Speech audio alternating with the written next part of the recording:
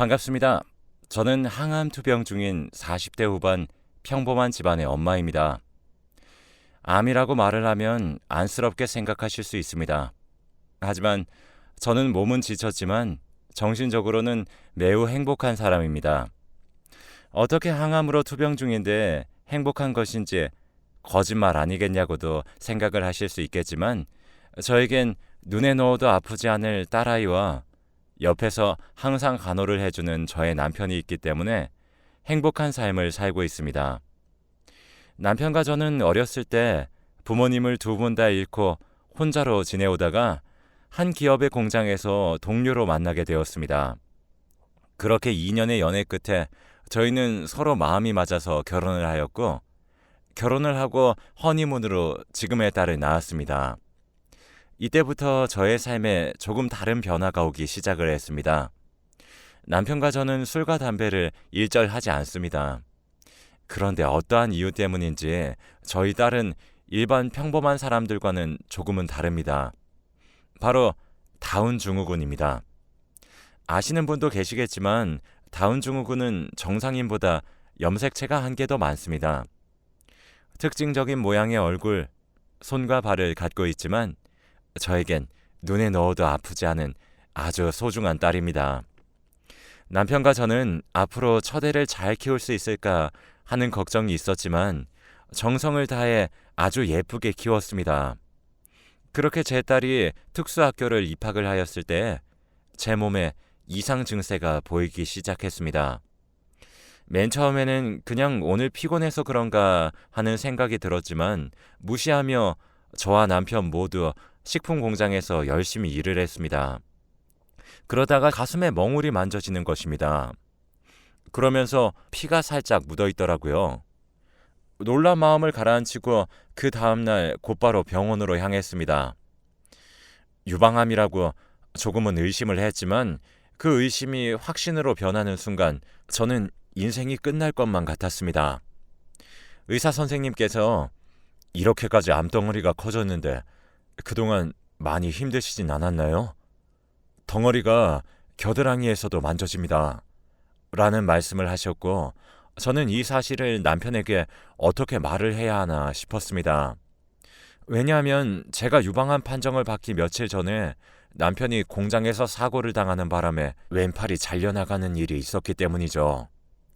남편이 저에게 말은 안 했지만 어떠한 생각을 갖고 있는지 다른 동료 친구에게 이야기를 들었기 때문에 남편은 남편대로 힘들 것이라고 생각을 했습니다. 그래서 저는 잠깐 혼자 여행을 다녀오겠다는 핑계를 대며 수술 예정 날짜를 잡기로 하였습니다.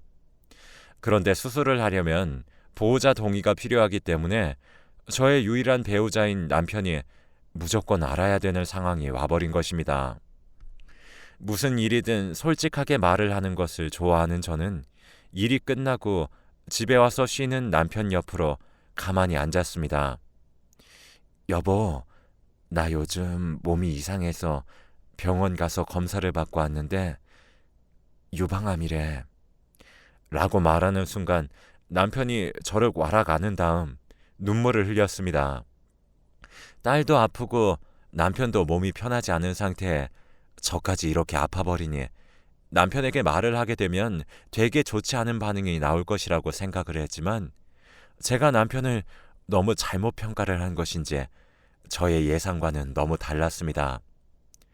예상하지 못한 남편의 반응에 저도 모르게 눈물이 났고 남편에게 수술 날짜를 잡아야 한다고 말을 했습니다. 그래서 저는 결국 수술을 하게 되었죠. 수술 후에는 약도 복용을 하면서 아주 상황이 호전되는 나날들을 보내게 되었습니다.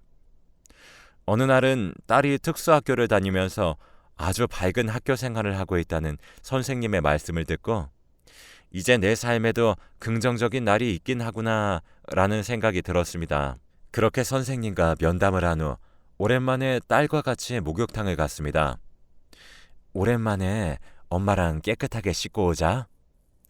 정상인들과는 생김새가 조금 다른 것 때문에 시선이 느껴지지만 저의 딸은 남들과 다른 것이지 틀린 것이 아니라는 생각을 항상 하고 다녔기 때문에 이제 그 정도의 시선은 정말 아무렇지도 않았습니다. 목욕탕에 도착해서 딸과 같이 씻으며 등도 밀어주고 있던 그때 딸의 몸에서 멍자국과 누군가에게 꼬집힌 흔적이 있었습니다. 딸, 이거 누가 그랬어?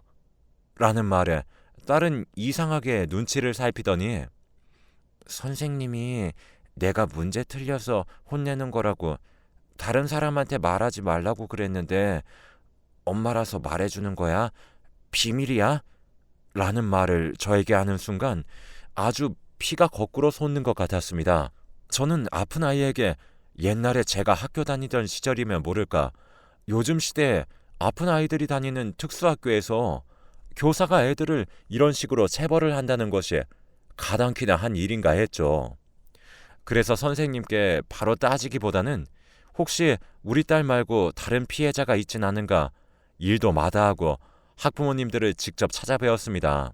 특수학교 다니는 애들의 부모님의 몸이 편찮으신 것을 알고 그랬는지 애초에 항의를 해도 무시하려는 것이었는진 모르겠지만 저희 딸 말고도 5명 정도의 피해를 당한 아이들을 찾게 되었습니다. 여러 명의 증언을 토대로 이대로 가만히 있어서는 안 되겠다 생각을 했지만 고소해서 변호사까지 고용할 돈의 능력을 갖고 있지 못했기 때문에 차라리 망신이라도 주자라는 생각을 했고 SNS에 글을 올리고 그 특수학교 교장 선생님을 찾아뵈었습니다.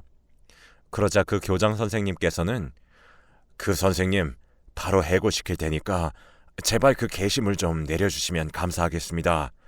라는 말씀을 하셨고 몇 달 동안이나 이러한 아픔을 견뎌온 아이들에게 오히려 제가 더 미안한 마음이 들었습니다. 제 딸은 물론 다른 아이들에게도 조금 더 관심을 기울였더라면 조금은 더 일찍 알아챌 수 있지 않았을까라는 죄책감도 들었습니다. 그렇게 남편에게도 이 사실을 알렸습니다.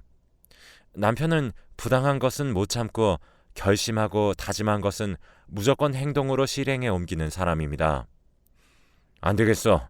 피해 아동들 학부모님들 다 찾아뵈어서 상황 설명드리고 돈 받아서 고소해서 변호사 고용하자.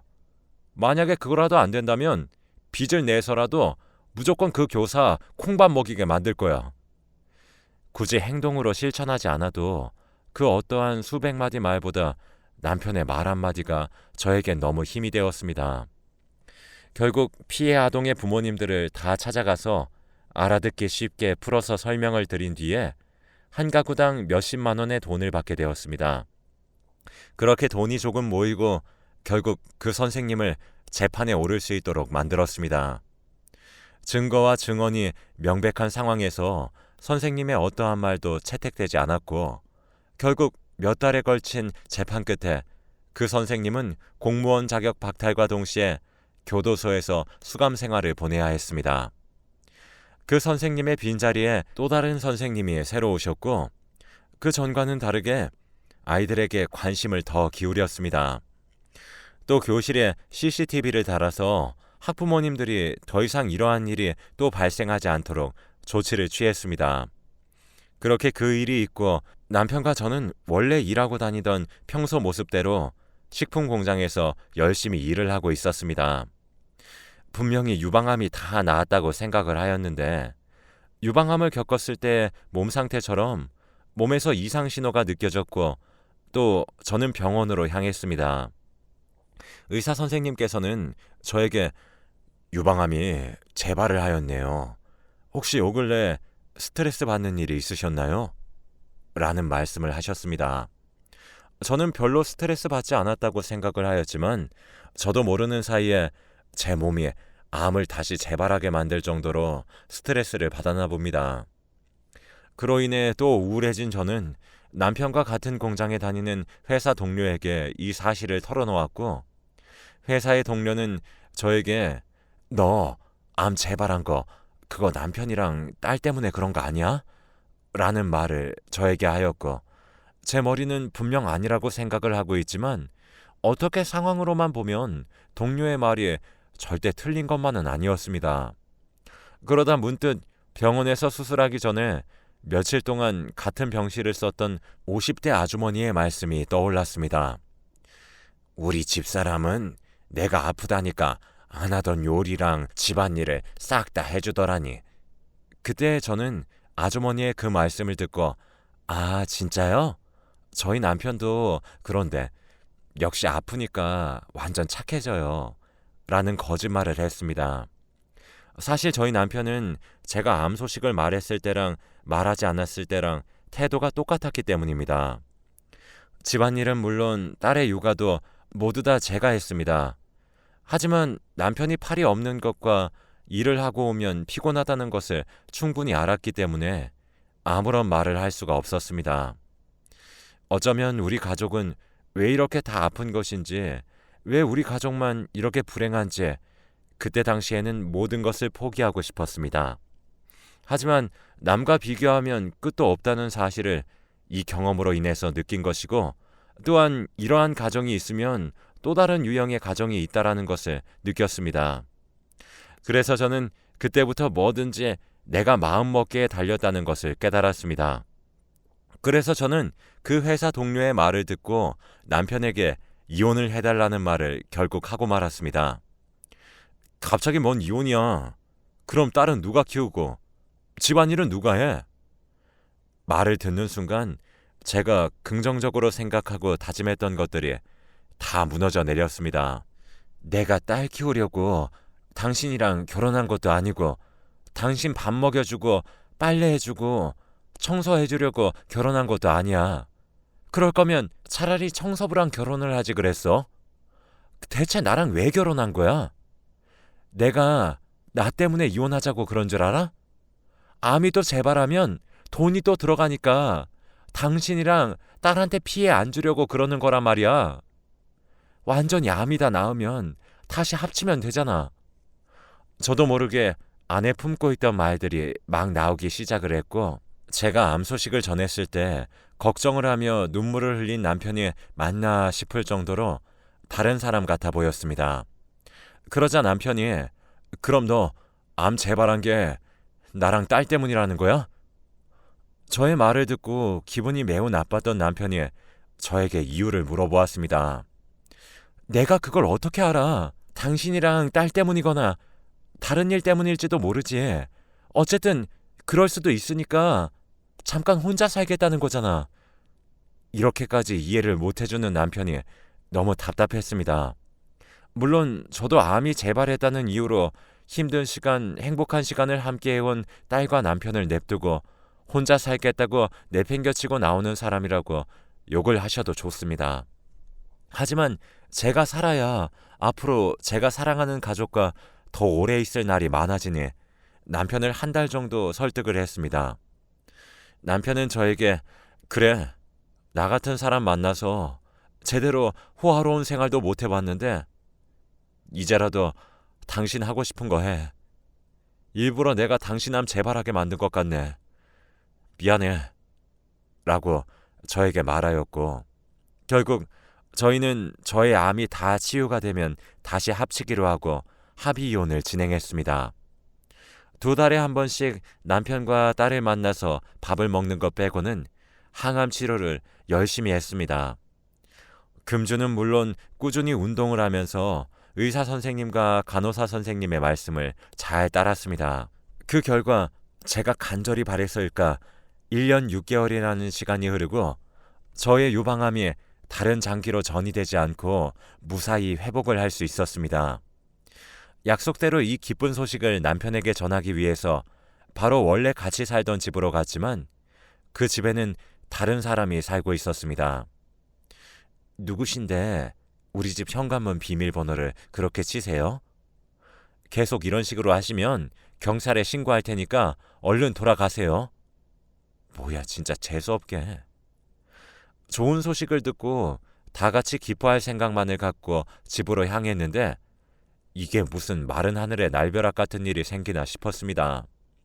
그래서 저는 문득 남편과 제가 같이 다니던 식품 공장으로 향했고 거기서 저의 동료 친구를 만날 수 있었습니다. 혹시 내 남편 여기 그만뒀어? 라는 질문을 했고 그 동료의 답변을 듣고 저는 이게 도대체 무슨 상황인가 싶었습니다. 에? 너네 이혼은 해도 계속 연락은 하고 지내던 사이 아니었어? 너한테 말도 안 한 거야? 네 남편 여기 그만둔 지 1년도 넘었는데? 머릿속이 새하얗게 변했습니다. 그리고 나서 생각이 난 것이 딸의 학교였습니다. 딸이 다니던 특수학교를 찾아갔더니 모양이 안 나온 지 한 6개월 정도 되었습니다. 어느 날 갑자기 아버지가 이사를 갈 거라고 이제 여기 못 나온다고 그러시길래 그냥 그런 줄로만 알고 있었는데 모르고 계셨어요? 생각을 해보니 원래 2달마다 만나서 같이 밥을 먹던 남편이 언제부터인가 회식이 있다, 오늘은 바쁘다 라는 핑계로 안 만나게 시작을 했습니다. 저는 그 누구에게도 남편과 딸의 행방을 알 길이 없어 경찰에 실종 신고를 하였고 망연자실하며 살다가 한 달 정도 지났을 무렵 경찰서에서 연락이 왔습니다. 남편은 아직 못 찾았는데 딸은 어머니 집에서 한 30분 정도 거리에 있는 모 고아원에 있다고 합니다. 이 말을 전해 들은 저는 도대체 그렇게 남편이 딸을 아꼈는데 왜 고아원에 냅두고 간 것인지 정말 제 머리로는 이해가 가지 않았고 이해를 하고 싶지도 않았습니다. 저는 일단 고아원에 있는 딸을 데리고 나왔고 이대로 정말 남편을 찾지 않으면 큰일이 날지도 모르겠다는 생각이 들었습니다. 그래서 무작정 경찰관의 말만 기다리고 있을 수는 없었습니다.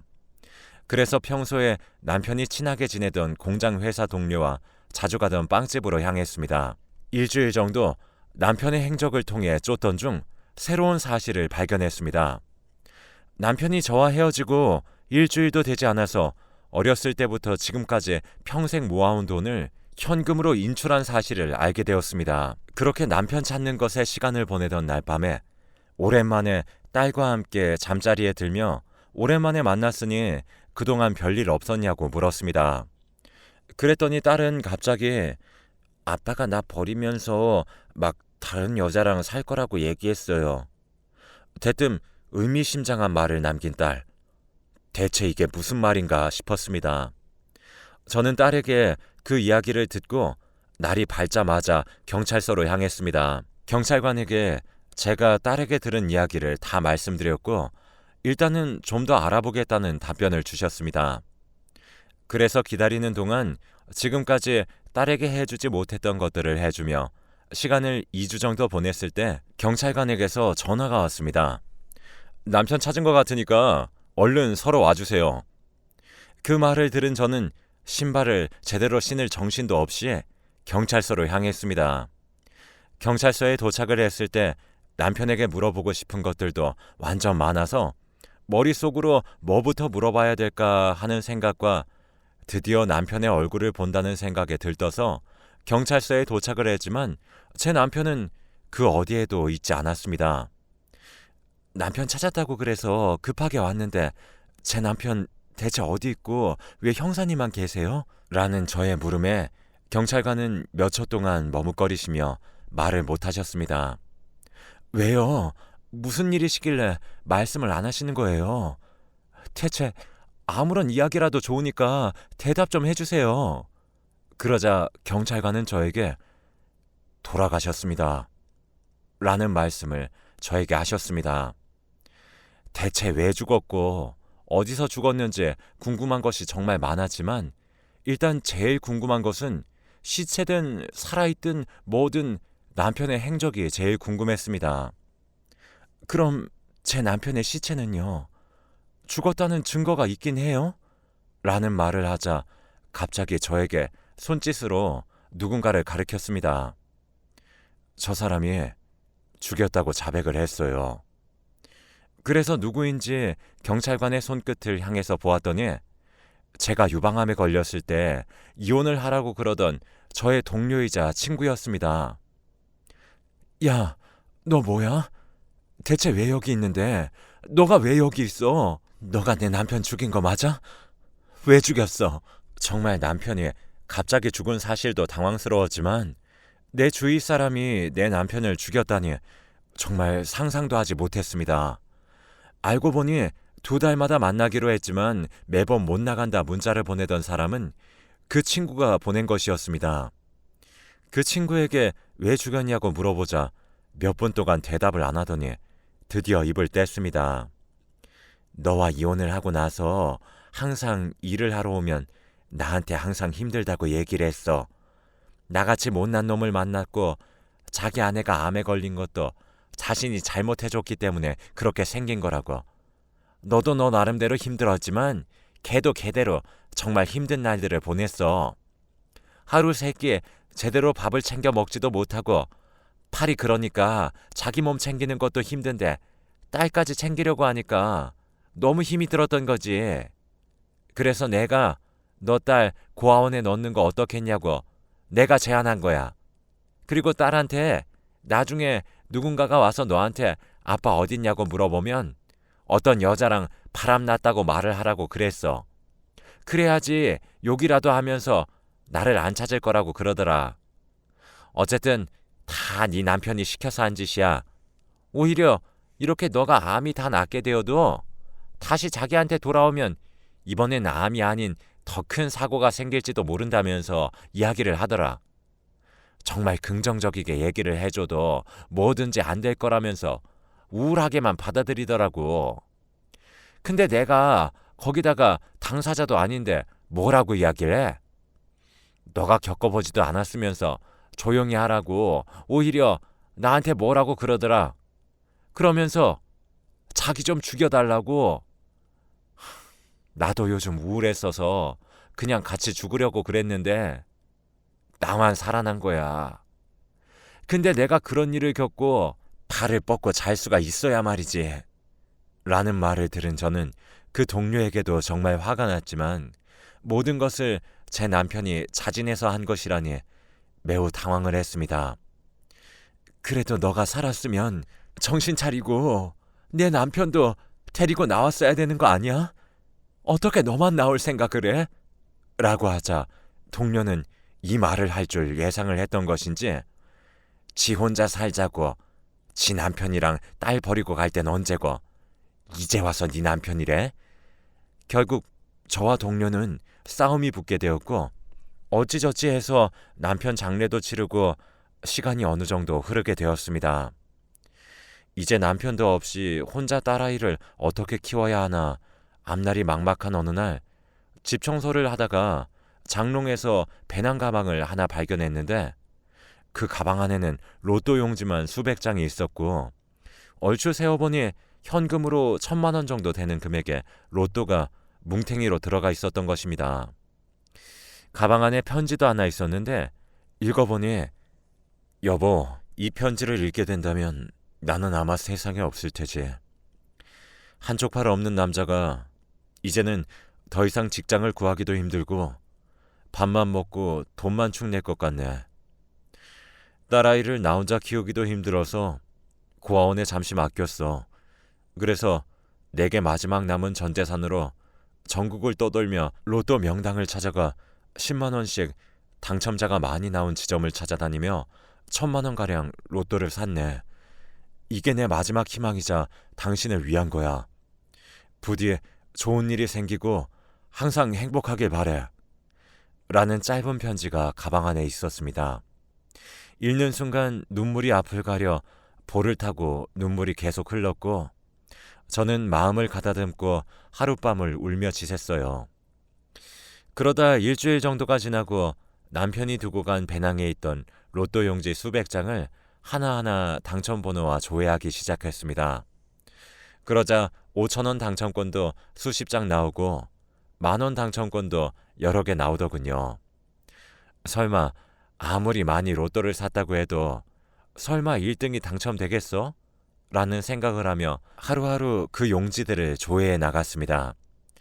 500장 정도가 되는 걸 하나하나 조회하려니 시간이 무척 많이 걸렸죠. 5일 정도 지나서 거의 다 확인해 갈 때쯤 번호가 2등 번호랑 일치한 겁니다.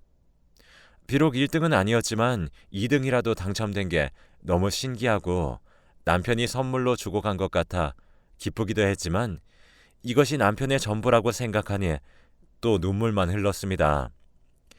당첨 금액은 세금을 제외하니 6,000만 원 정도 되는 금액이었고 이걸로 작은 전세방이라도 얻어서 딸아이와 따뜻하게 당분간 지낼 수 있을 것 같습니다.